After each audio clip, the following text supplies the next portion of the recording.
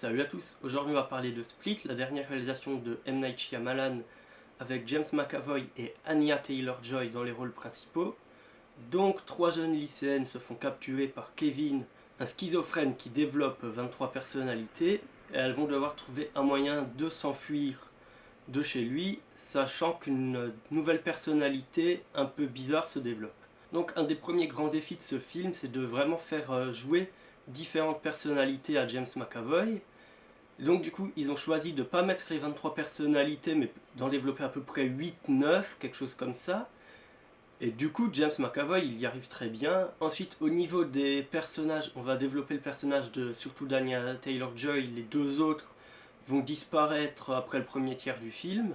Et donc toute l'intrigue se passe quasiment en huis clos de là où habite Kevin. Et du coup, il y a quand même quelques scènes qui se passent à l'extérieur, mais elles sont assez courtes pour qu'on sente quand même l'anxiété que ressentent les personnages. D'ailleurs, pour ça, Shyamalan va utiliser des cadres vraiment très travaillés et assez froids, ainsi que des travelling arrière qui rajoutent vraiment de la tension, en plus des gimmicks de réalisation qu'il a d'habitude, donc surtout les plans zénithaux. Ensuite, niveau musique, c'est plus James Newton Howard qui était le compositeur attitré de Shyamalan jusqu'à After Earth, il me semble. Du coup, là, les musiques sont pas vraiment mémorables, mais permettent au moins de bien marquer la tension du truc.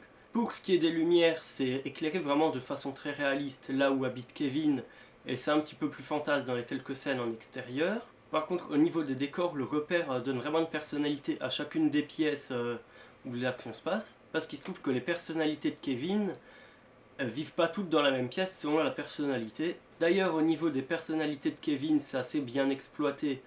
Donc on a par exemple une femme, un enfant, un créateur de mode, etc. Et du coup, à chaque fois qu'il change de personnalité, il va un petit peu aller se planquer, changer de vêtements.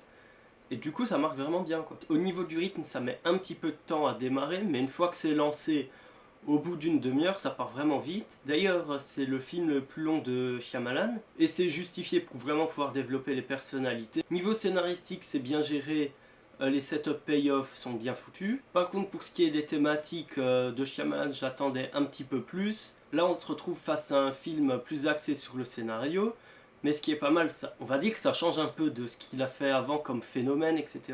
Donc vous l'avez compris, c'est un bon film, même si pour ma part, Shyamalan ne m'a jamais vraiment déçu, même La jeune fille de l'eau, Phénomène, tout ça. Et d'ailleurs, je pense que le film va vraiment bien marcher parce que la salle où j'étais était complètement blindée.